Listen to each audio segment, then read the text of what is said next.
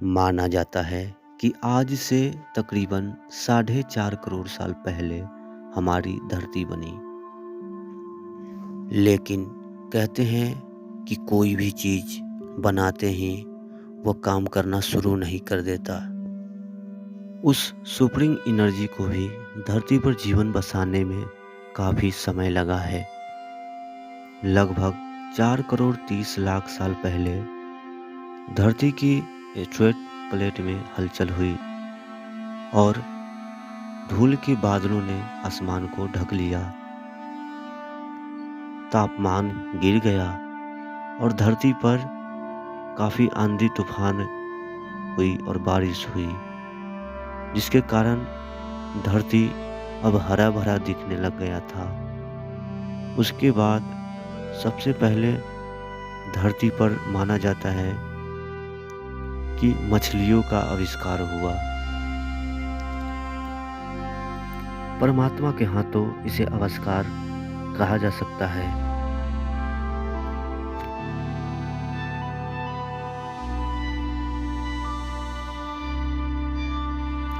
अगर बात करें मनुष्य की उत्पत्ति की, तो इस धरती पर सबसे ताकतवर जीव कहे जाने वाले डायनासोर का अगर अंत नहीं होता तो मनुष्य का जीवन कभी भी इस धरती पर उत्पन्न नहीं हो पाती, क्योंकि डायनासोर के जो अधिकतर प्रजाति थे वो मांसाहारी थे। अगर मनुष्य इस धरती पर पनपते तो डायनासोर की प्रजाति मनुष्य को कभी पनपने ही नहीं देते और मनुष्य इस धरती पर कभी इतना बड़ा विकास नहीं कर पाते।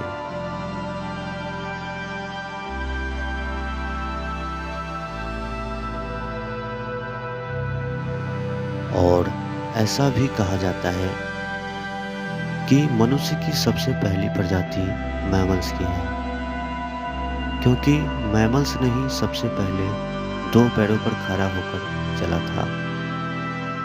यूँ कहे तो मैमल्स ने ही सबसे पहले 2 पैरों पर खड़ा हुआ था।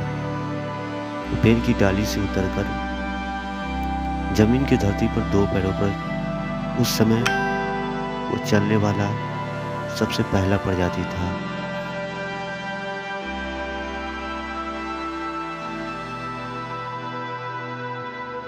मनुष्य का इतना बड़ा फैलाव जो आप आज देख पा रहे हो, शायद एक दिन ये नगण्य था। मनुष्य का इस धरती पर नाम भी नहीं था और आज ब्रह्मांड के लगभग चारों तरफ मनुष्य की हस्तियां है।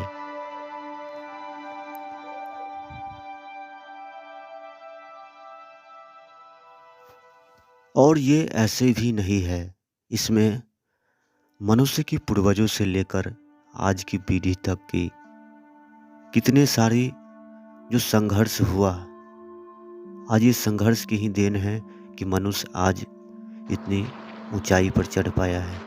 कभी अपने आप उठकर खड़े भी नहीं होने वाला मनुष्य आज आकाश में उड़ान भर रहा है। ये मनुष्य की एक कितना बड़ा विकास है, ये आज एक मनुष्य ही समझ सकता है।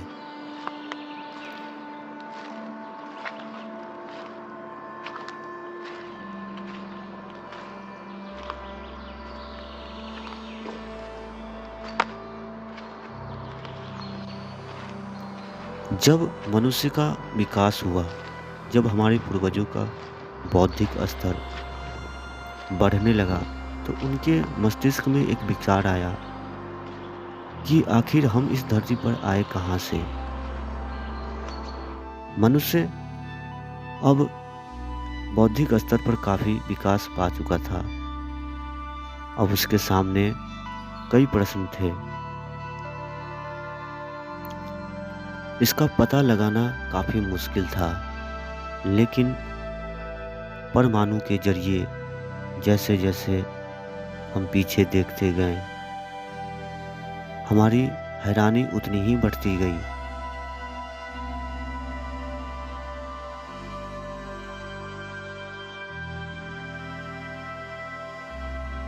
मनुष्य के इतिहास में सबसे महत्वपूर्ण खोज आग की थी।